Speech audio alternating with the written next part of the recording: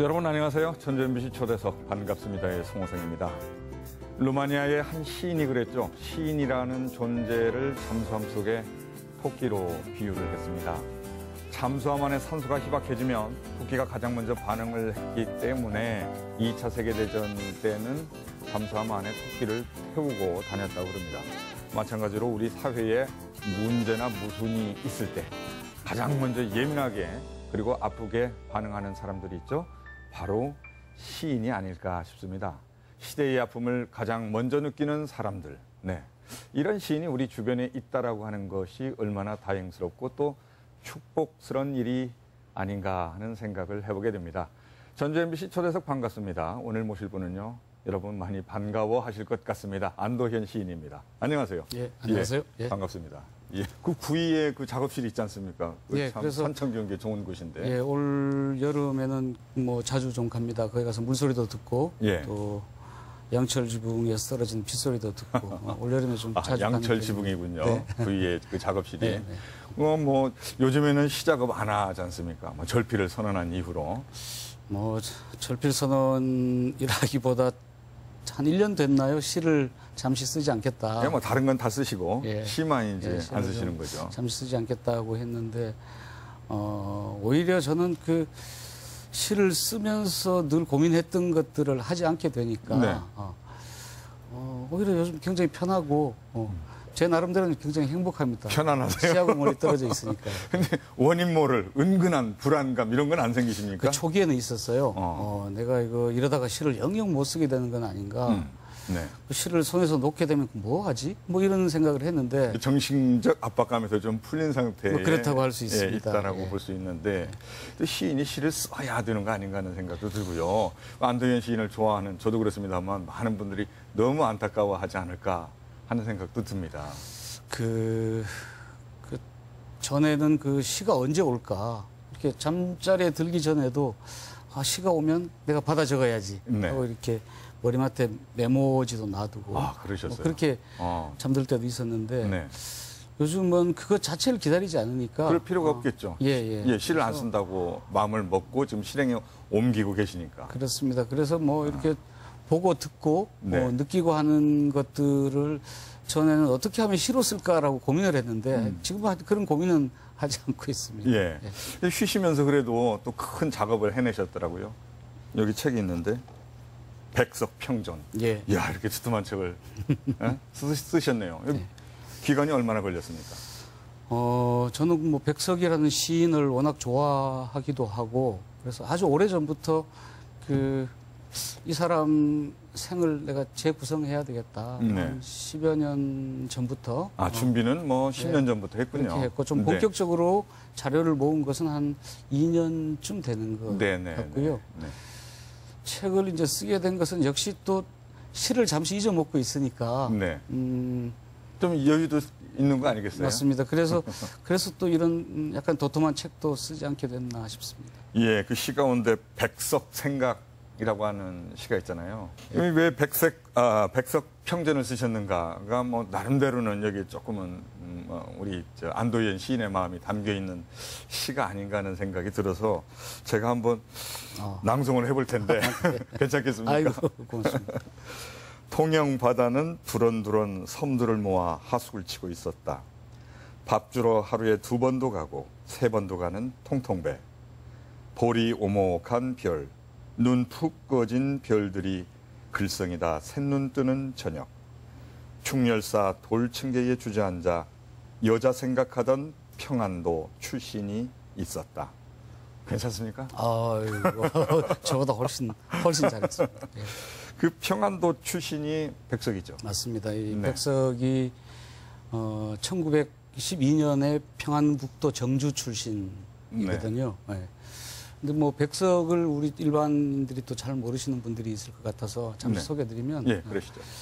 이 백석을 우리가 좀 공식적으로 이렇게 본격적으로 읽을 수 있게 된 것은 1988년에 정부에서 이제 월북 납북 작가들을 이렇게 해금을 했습니다. 네네. 그 이후로는 자유롭게 읽을 수 있게 됐고요. 그러니까 저희들 고등학교 다닐 때는 여러 시인들의 시도 많이 뭐 암송도 하고 그랬습니다만 교과서에서 보고 맞습니다. 배우고 했는데 예.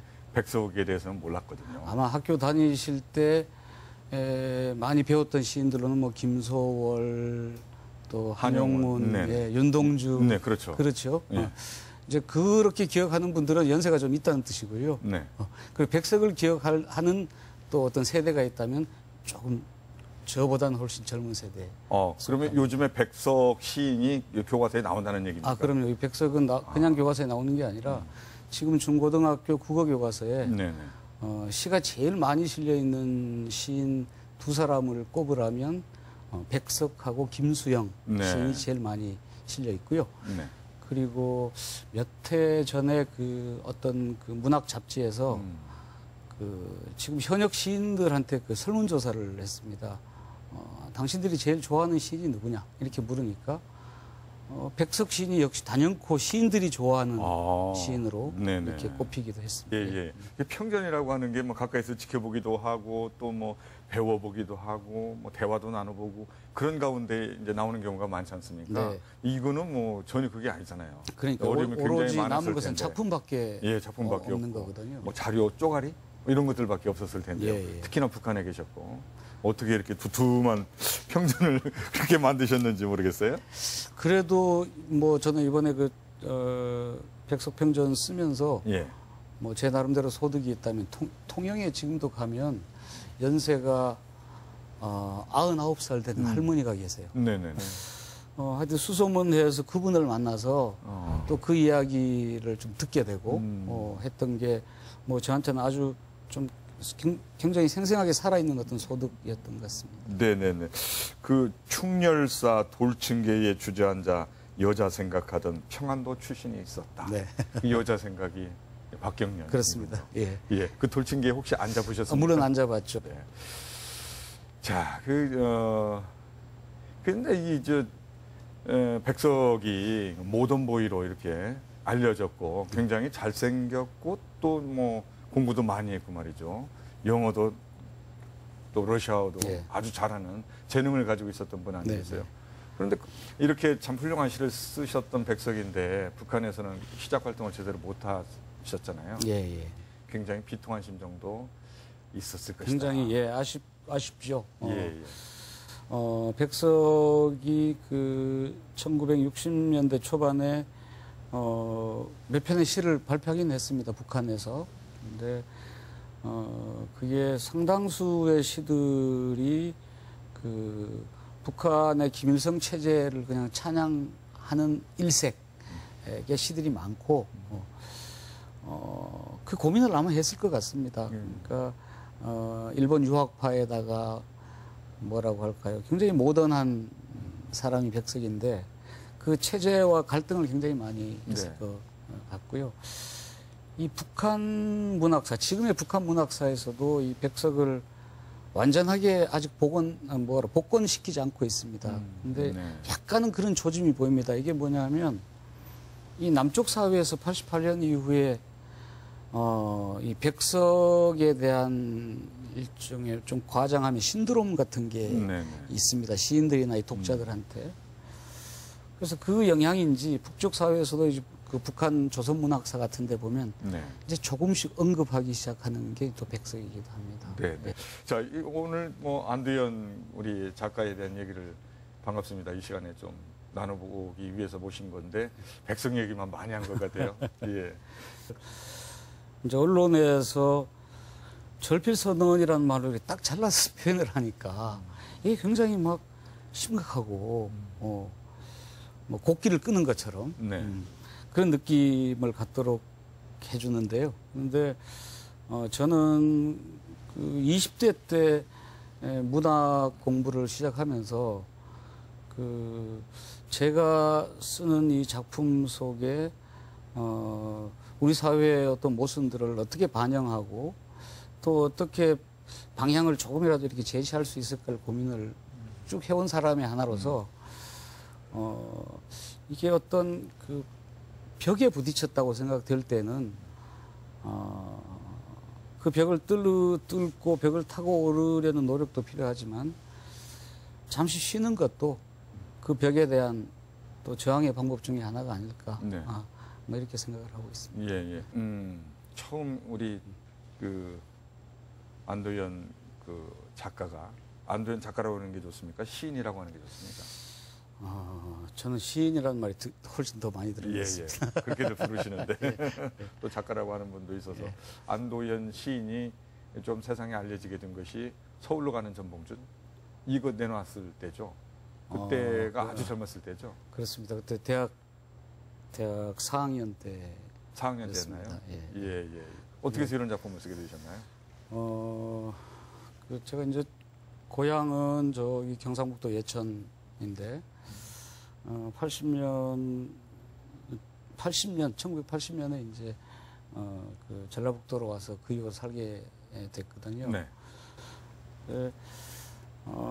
특히 1980년에 일어난 그 광주 항쟁을 직접적이진 않지만 간접적으로 겪으면서 그 광주의 어떤 그 좌절, 80년대 한 중반까지만 해도 광주에서 이 군인들에 의한 학살이 있었다거나 이런 말을 사실은 공개적으로 꺼낼 수조차 없는 엄혹한 시기였지 않습니까? 네, 그렇죠. 네. 그래서 그런 광주의 좌절과 또 우리 지역에서 그 시작됐던 동학농민혁명의 또 좌절, 이 두 가지를 어떻게 하면 이렇게 좀 오버랩 할 수 없을까?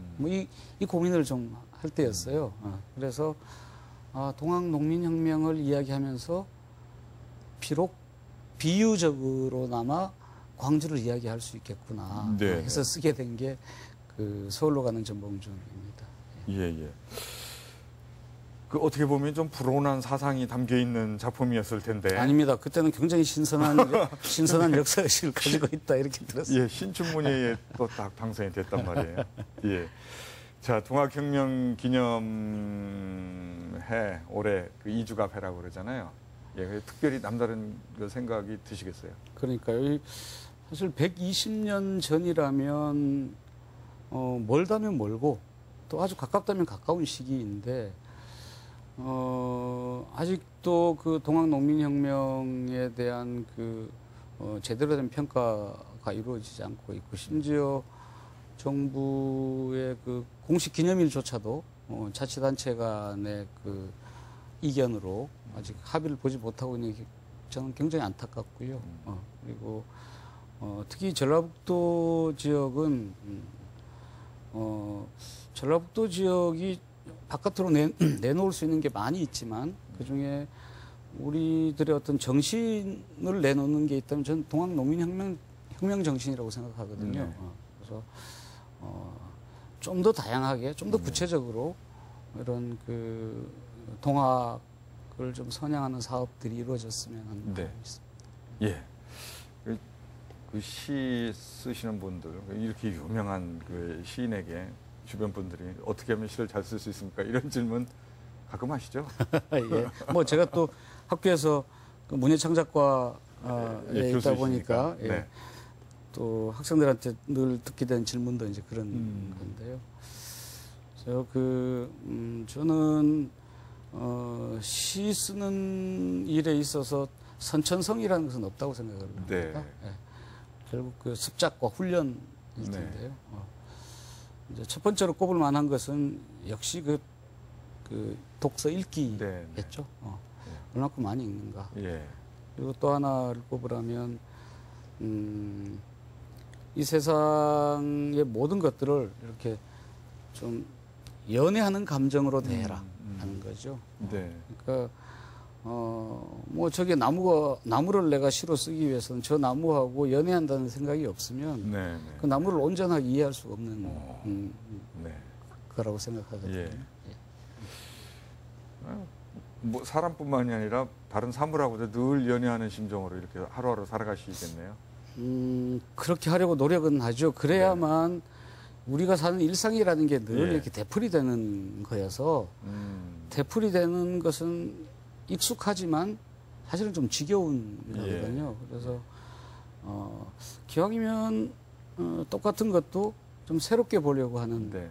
연습 같은 건 하죠. 저 요즘 이 주변에 있는 모든 그 것들과 연애하는 그 감정으로 살아오셨었는데 그런 어떻게 보면 이제 속박일 수도 있거든요. 거기에서 벗어난 상태로 자유로움을 느끼며 산다고 앞서 말씀을 하셨지 않습니까? 네. 그러다 보면 그 시상을 떠올리는 감수성 이런 것들이 소실될 수도 있겠다 이런 생각이 드는데요. 그게 이제 그럴 수도 있죠. 예. 그게 영영 이제 시 한 줄도 못 쓰게 될 수도 있을 것 같습니다만, 그래서 저는 이 세상 사물들하고 연애하는 감정만 우선 가지고 있다면, 예, 그만 버리지 네. 않는다면, 그만 포기하지 않는다면, 또 시를 쓰게 되면 또 멋진 시를 또 쓸 수도 있지 않을까 예.